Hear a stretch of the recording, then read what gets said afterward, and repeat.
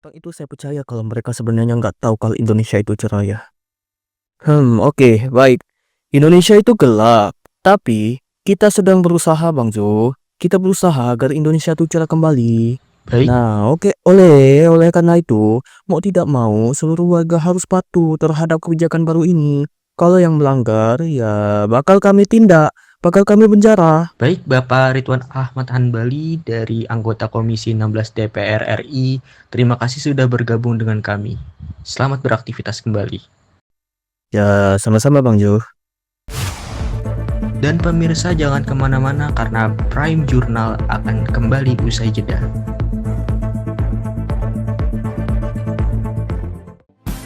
Program ini akan kembali setelah jeda pariwara berikut.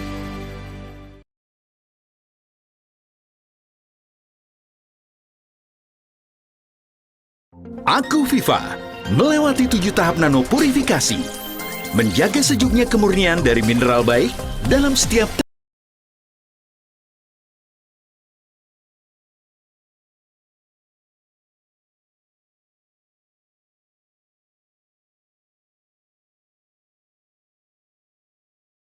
Diberitahukan kepada seluruh warga negara Republik Indonesia untuk memperhatikan arahan berikut.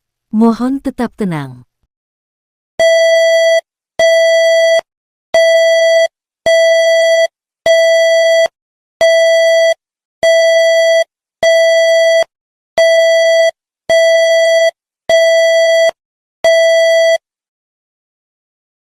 Pesan ini disampaikan atas permintaan Presiden Republik Indonesia, Prabowo Subianto, dan berisi informasi penting untuk menjaga kesejahteraan rakyat. Harap dicermati dengan saksama. Negara Kesatuan Republik Indonesia saat ini menghadapi permasalahan serius yang mengancam persatuan dan kesatuan bangsa. Oleh karena itu, pemerintah memutuskan untuk memberlakukan undang-undang baru demi menertibkan kehidupan masyarakat. Sebagai acuan dari undang-undang yang baru, pemerintah mengadopsi prinsip tatanan dunia baru New World Order. Prinsip ini mencakup pembaruan kebijakan sosial demi kebaikan bersama dan telah mendapat dukungan dari Perserikatan Bangsa-Bangsa. Pemerintah menilai bahwa kondisi masyarakat Indonesia telah mengalami kemunduran yang berdampak negatif secara luas. Untuk itu, kebijakan baru ini disusun melalui kerjasama dengan pemerintah Tiongkok, Australia, Britania Raya, dan Amerika Serikat. Seluruh kebijakan yang mengacu pada prinsip tatanan dunia baru akan diberlakukan secara wajib kepada seluruh warga negara Indonesia. Pelanggaran terhadap kebijakan ini akan dikenai sanksi pidana. Pemasangan chip wajib bagi seluruh warga negara.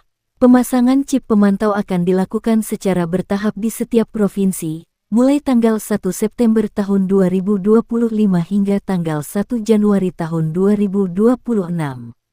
Chip ini akan terintegrasi dengan nomor induk kependudukan (NIK) yang tercantum pada KTP dan kartu keluarga.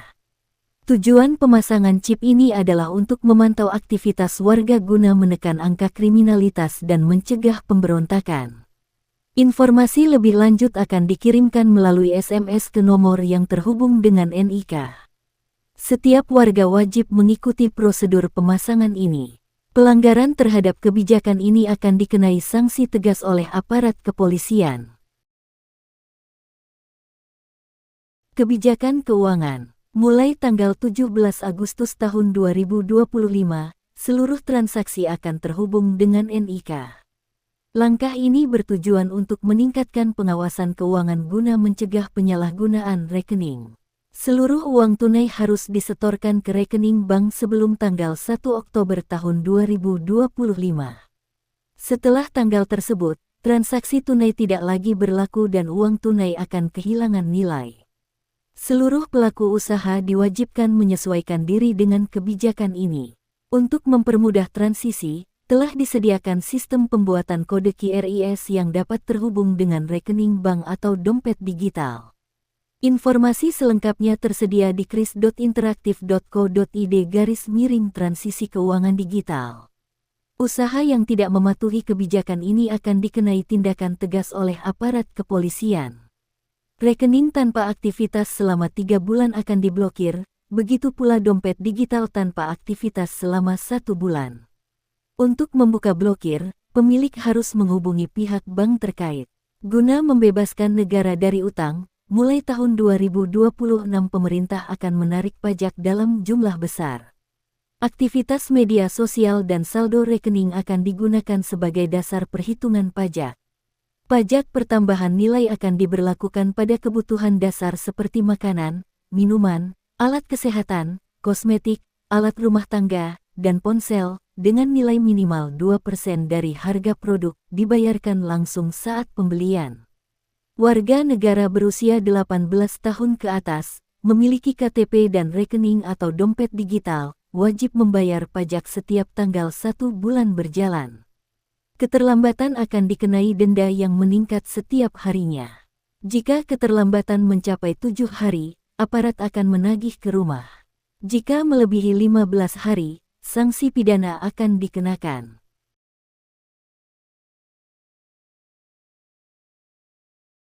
Penyiaran dan Pers. Revisi Undang-Undang Penyiaran Nomor 32 Tahun 2002 mulai berlaku hari ini. Setiap jurnalis wajib menyerahkan NIK sebelum menjalankan tugasnya.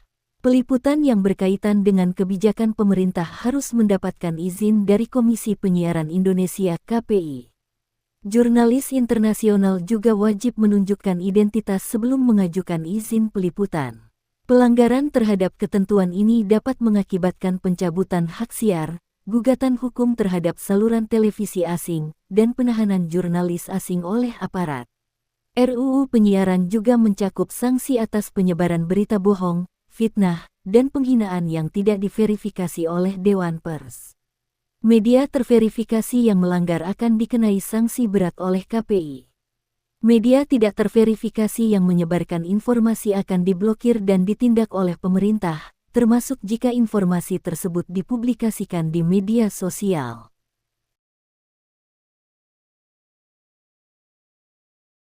Kebijakan daring. Semua akun media sosial wajib melalui proses peninjauan pemerintah sebelum diizinkan mengunggah konten. Setiap warga hanya diperbolehkan memiliki satu akun yang terhubung dengan NIK. Akun yang tidak terintegrasi akan dinonaktifkan mulai tanggal 1 Januari tahun 2026. Aplikasi media sosial yang tidak diverifikasi pemerintah, seperti Tumblr, Discord, Reddit, Twitch, Cara, dan Bluesky, akan diblokir pada tanggal 1 Oktober tahun 2025 jika tidak menyelesaikan verifikasi. Sistem sensor otomatis akan mengawasi komentar dan pesan yang diunggah. Pelanggaran terhadap UU ITE atau penghinaan terhadap pemerintah akan dikenai sanksi pidana. Permainan daring yang memuat unsur kekerasan dan pornografi, seperti Mobile Legends, Free Fire, PUBG, Genshin Impact, Honkai, Star Rail, Roblox, dan lainnya akan diblokir. Pemblokiran mencakup akses melalui Play Store dan App Store, dan pemblokiran akses jaringan terhadap permainan daring tersebut. Seluruh aktivitas penelusuran daring warga negara akan diawasi oleh kecerdasan buatan untuk mencegah pelanggaran hukum seperti pornografi, perjudian daring, perdagangan senjata ilegal, dan pencemaran nama baik terhadap pemerintah. Pendidikan, pekerjaan, dan wajib militer. Mulai tahun ajaran 2026/2027, anak usia 1 tahun wajib masuk playgroup, usia 3 tahun masuk TK, usia 5 tahun masuk SD, usia 11 tahun masuk SMP, dan usia 14 tahun masuk SMA/SMK. Jika siswa tidak naik kelas lebih dari 2 kali, mereka akan dikirim ke barak militer untuk dibina. Kurikulum pendidikan dasar dan menengah akan direvisi mengikuti prinsip tatanan dunia baru. Informasi lengkap akan diumumkan menyusul. Lulusan SMA sederajat berusia 17 tahun wajib memilih antara melanjutkan ke perguruan tinggi atau bekerja. Jika tidak melakukan registrasi, pemerintah akan menentukan penempatan sekolah atau pekerjaan secara otomatis. Seluruh pendaftaran ke jenjang pendidikan harus dikonfirmasi oleh pemerintah. Jika sampai bulan September siswa belum terdaftar, pemerintah akan menempatkan mereka di institusi pendidikan atau pekerjaan yang tersedia. Wajib militer akan diberlakukan bagi warga negara berusia di atas 25 tahun mulai tahun 2026. Penolakan terhadap wajib militer akan dikenai sanksi pidana.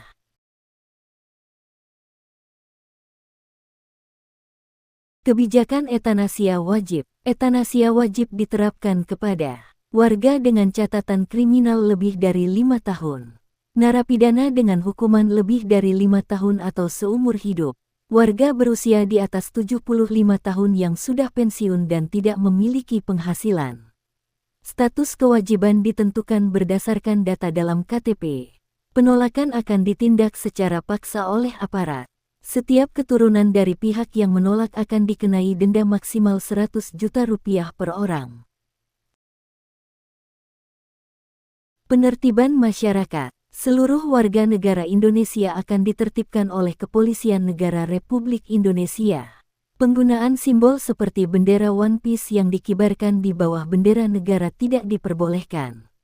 Telah ditemukan 1.536.247 kasus pengibaran bendera One Piece yang dinilai mengancam keamanan nasional. Simbol atau bentuk protes terhadap negara akan ditindaklanjuti oleh aparat. Unggahan yang mengandung penghinaan atau pencemaran nama baik negara, termasuk dalam bentuk lagu, gambar, tulisan, atau video, akan dijerat dengan UU ITE. Demonstrasi atau pemberontakan terhadap pemerintah akan ditindak secara tegas. Pelaku yang terbukti sebagai inisiator akan dijatuhi hukuman penjara atau eksekusi. Keputusan ini diambil untuk menjaga stabilitas dan keamanan nasional. Dengan pembaruan undang-undang ini, diharapkan Indonesia sejahtera dan dapat mewujudkan generasi emas pada tahun 2045. Untuk informasi lebih lanjut mengenai tatanan dunia baru, silakan kunjungi newworld.go.id. Pemrograman reguler akan dilanjutkan. Indonesia tanah airku, tanah tumpah darahku. Di sana air berdiri, jadi lambung hidup. Indonesia kebangsaanku, bangsa yang tanah air. Marilah kita bersatu, Indonesia bersatu. Hiduplah tanahku, hiduplah negeriku, bangsaku, rakyatku semuanya. Bangunlah jiwanya, bangunlah